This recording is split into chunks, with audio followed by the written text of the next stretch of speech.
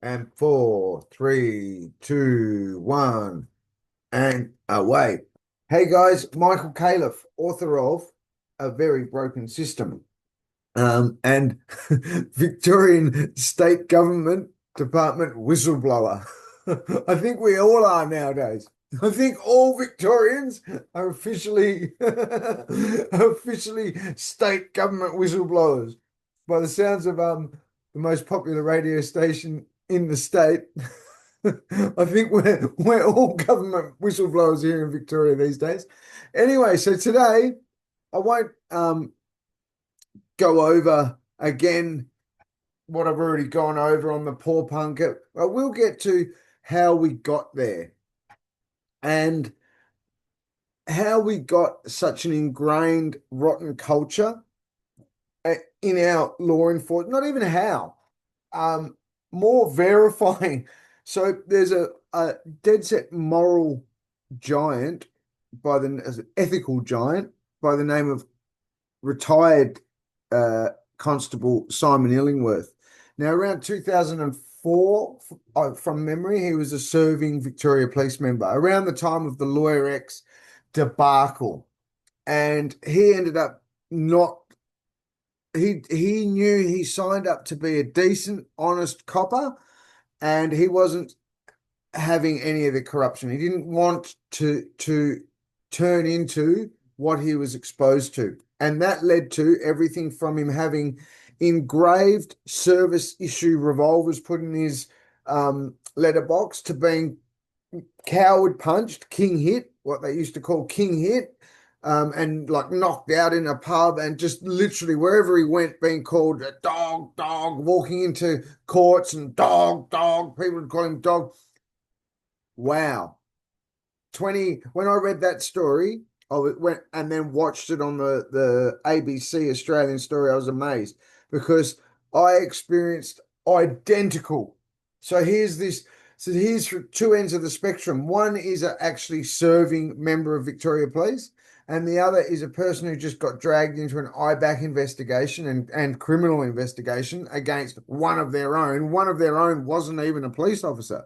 One of their own was just a GEO prison officer who one of the well-known crime families, I mean, one of the well-known management families of GEO clearly must have called in some favors. You know, the Mr. Munnings and Mr. Money and Selesky of the prison system must have, hey, that smart ass Kayla, who knows? I don't know what happened behind the scenes. All I know is there was a concerted effort to harass me out of town, and that they went to some horrible places in doing so, mostly degrading weaponized sex offences. If you haven't heard me speak, like disgusting, sickening things, basically abusing surveillance equipment, the weaponized misuse of AI bot technology.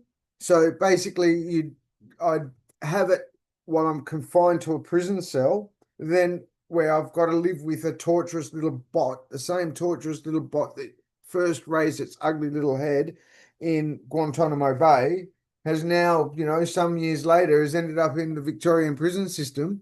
And then some,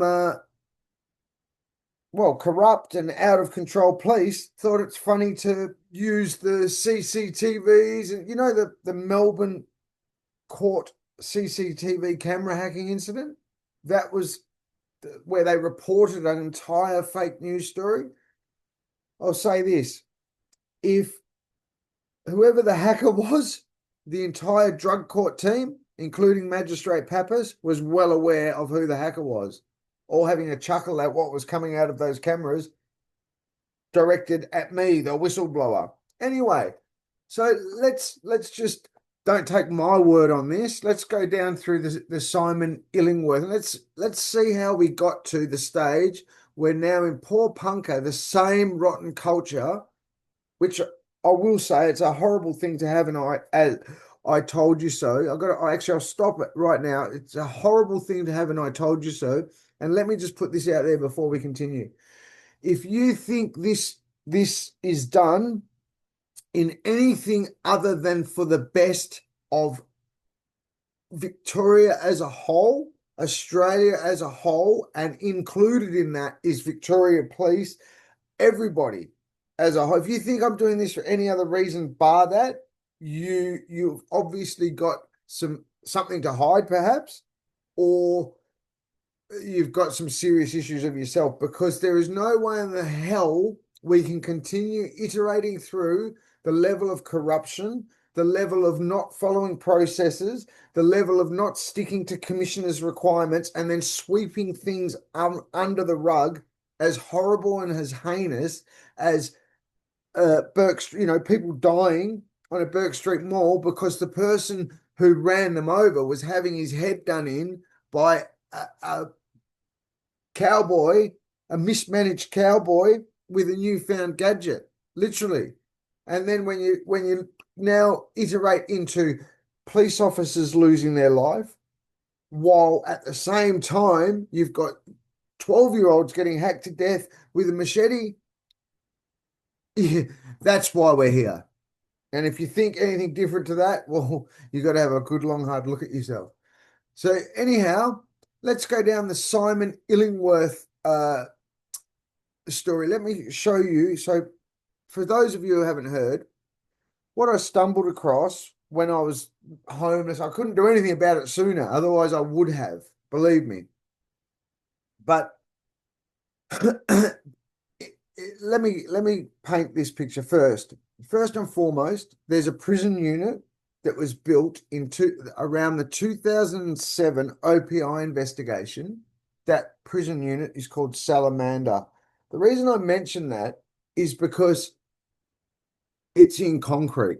It's not like, oh yeah, maybe it could be. No. This is in concrete, and it's even just to show you how much it was meant for corrupt police and government officials or whatnot, is it even had larger, or has larger cells built in it, because corrupt police and government officials in Victoria deserve bigger cells because they're going to do their time harder. That's a fact. That happened. It's there in concrete. So the reason I mention that is because the 2007 OPI investigation wasn't allowed to run its course. That, for greater minds, thought differently. So today I've done a little bit of terminology, and I'll go more than just my words. Let's have a look. I hope. So yes, you should be able to see this, I'm hoping.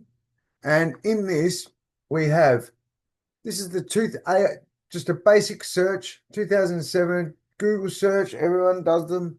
2007 Victorian Office of Police Integrity Investigation, codename Operation Diana. Concerned alleged unauthorized dissemination of confidential police information, including sensitive operational details regarding a 2003 murder of Noel Ashby, Police Association Secretary Paul Mullett, and Media Director Steve Linnell. The investigation, the scary part is the media director. But anyway, the investigation involved public and private hearings in October and November 2007, exposing significant internal infighting and police misconduct. This particular OPI investigation, which has page after page of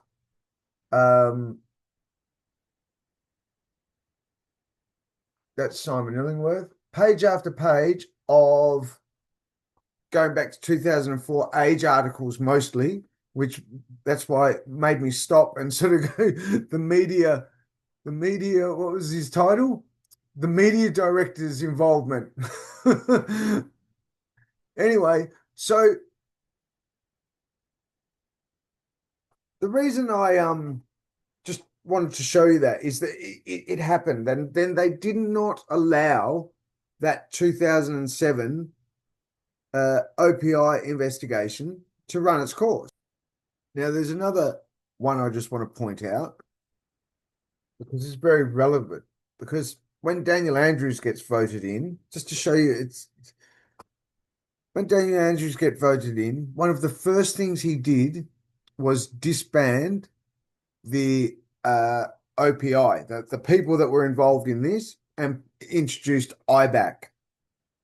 Now, if anybody is listening has had anything to do with IBAC, they, as the ex-IBAC chief came out and said, it is just geared wholeheartedly not to investigate anything thoroughly and just to protect the government. And how what I mean by that is, just quickly, is IBAC,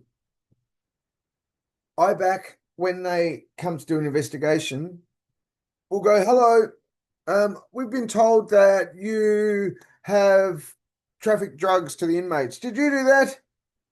And obviously, there's no proper policing or investigation, is my point.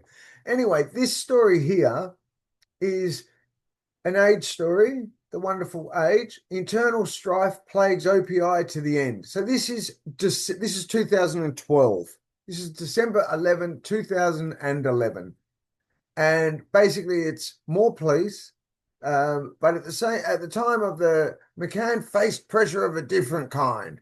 Victoria's police watchdog. The Office of Police Integrity had accused him of misconduct in public, of claiming in a report to Parliament that his actions had risked undermining a major corruption investigation into the allegedly bent former detective.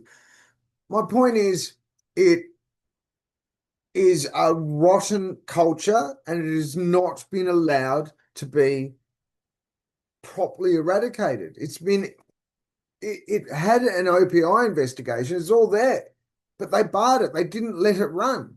They said, no, sorry, due to legislation not being passed, we're not able to run the 2007, 2008, 2009, was still getting a mention all the way up to 2011, late 2011/12.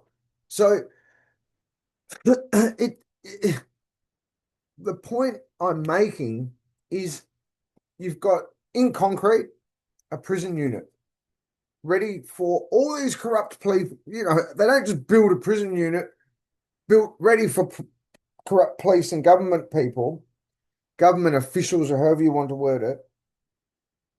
And then, oh no, we don't have to use that now. So we'll just leave all those 75 to 150 corrupt people just to go about their business and rise up the ranks, to really ingrain that rotten culture that has gone through, until we're seeing brave police officers losing their life, until we're seeing the record crime stats. Now, that's not having a go at the 100% or the 97% brave frontline police officers. It's not their doing. They're the ones who wear it the most. They're the ones who get thrown under the bus. They're the ones who get the bloody bullet in the head. It is from the top. It is from people like Daniel Andrews, not wanting to deal with the issues properly. It's the people like Jacinta Allen not wanting to deal with the problems. Now, I'm well aware there was different party. I believe it was a Liberal Party. It might have been NAPFA. I'm not sure. I don't play the lefts and rights politics if I can avoid it. It's just a politician. It's a government thing. It's a bureaucracy thing. But what we've done is we've allowed the bureaucracy to protect itself more than to protect the public. And that's what its job is. A bureaucracy is designed so that basically you've got this very expensive system to protect the public from corruption. Now, if you've put in place where they've like hacked the system, they've basically just got it so that they're protecting themselves. They're not doing their job. They're not following the processes to eradicate the corruption. And this is what, it's this same law unto themselves. We don't answer to anybody. We are the law. Not we enforce the law, not we serve the public like Simon Illingworth.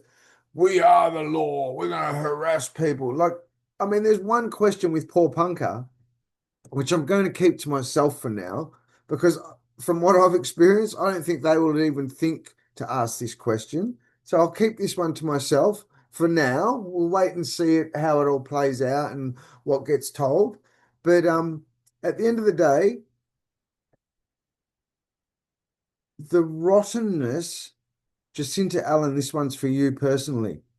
Or maybe Anthony Carbines, maybe all of you. The rottenness that exists in a culture that allowed for what happened to me with the weaponized misuse, the disgusting, degrading, weaponized misuse of drug addicted sex workers who the police even told me, bragged about the fact that this, in one occasion, this one particular girl was, she's a bikie. She's with the bikies. I won't mention the club. This is a boast I was getting from Victoria Police. Then that not only do they see no problem in using women in that way, in some instances, they were paying them, bribing them, coercing them with aside the turning a blind eye to huge amounts of drugs, they were rewarding them, paying them with the returned custody of the children their drug addicted mess had seen removed from them. Now, this is the type of thing. Now, I mean nothing but the best by this. Aside realistically, I know people who have done 5 years prison. I kid you not, 5 years prison for stealing $100,000 worth of mobile phones in a non-violent burglary, just a commercial burglary. Got into a shop, stole $100,000 worth. He did 5 years.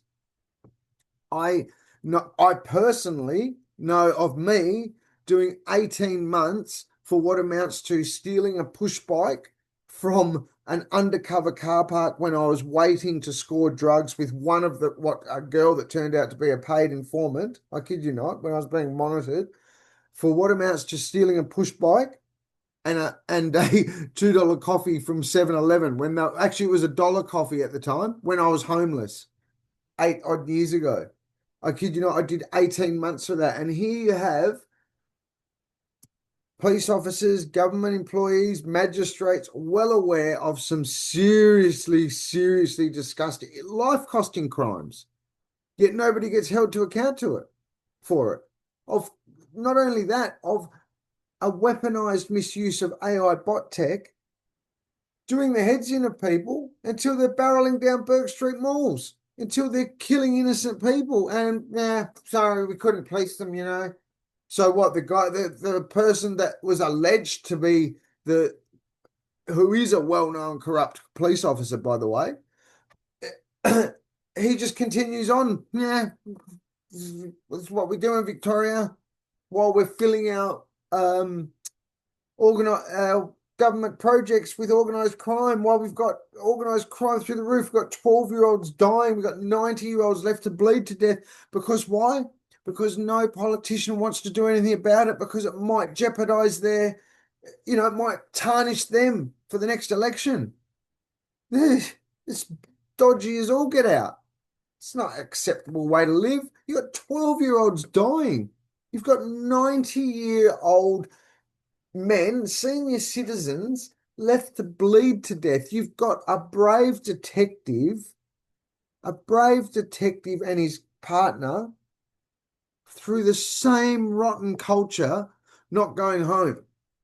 He should have just had no pressure put on him from above, whatever. I don't even know what was happening with the Desi Freeman. I can guess what was happening with Desi Freeman leading up to it. What made the guy so paranoid he thought his only option is to lash out violently?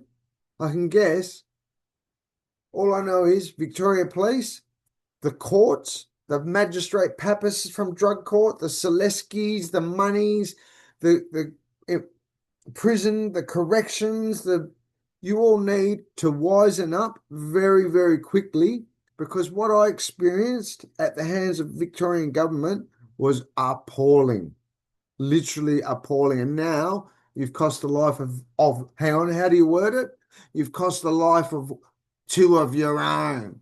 Yeah, like two of your own. We're the gangsters in town. Remember that, Magistrate Pappas? We're the gangsters in town. Seriously, it is seeing that 12-year-old boy, knowing what I know in this book and the soon-to-be re-released first book, it is sickening. One thing that got me the worst, I'll sign off on this one. One of their complaints when I was in prison, like the worst abuse you can give to somebody when you're in the prison system is basically to call someone a pedophile, is to call them a pedophile. Pedophiles are not liked in the prison system. That's well established and well known. So in one of my angry, homeless, drug addicted inmate type of situation I'm in, I've apparently called one of them a pedophile. Now, let me show you how toxic and disgusting the Victorian system is. I would often hear they're justifying literally weaponizing a sex offense against me repeatedly and often. So when I say weaponizing a sex offense, I mean exactly the same type of thing that doctor who was caught having a mobile phone stooped in a toilet. That's exactly what police and drug court would do as a payback to me, literally. The prison system even gave me a nickname over sexual positions. I promise you, that's what I was dealing with. So I called them a pedophile and they sex offended me as a payback. And that happened in Victoria. And you tell me we haven't got a toxic, rotten culture on a government level? Oh, Nelly. All I know is this, Victorians, heave, because it's going to take a long way back and a lot of effort. Unfortunately, we've lost that right. We've lost the luxury of just kicking back and yeah, she'll be right. We got leaders in there. We haven't. We've got utterly atrocious leadership in Victoria right now. And that goes from the police to the prisons to the courts. I don't know about the fireys or the ambos, the health. I can only assume it would be very, very similar up the top. I can only assume it would just be the same across the board, all more about job protection and self-interest. Exactly. Look, I'll sign off on this one. Sorry. Every organisation has a culture, and a culture stems from the top. And here you have the leader, Daniel Andrews, prepared to literally put himself on show with the world's dictators out of self-interest. The world's dictators, Kim Jong-un. Kim Jong-un, there was a boat called the Pong Su, which trafficked some 250 kilograms of heroin to Victoria. That boat, that ship, was registered to North Korea. And here's Daniel Andrews out of self-interest, which is exactly the same culture, out of self-interest for his $100 million earn, he'll do anything. Even stand alongside the world's dictators and tyrants. Unashamed. And that culture, 12 years of that in Victoria, it shows. And it's going to take a lot of undoing, people.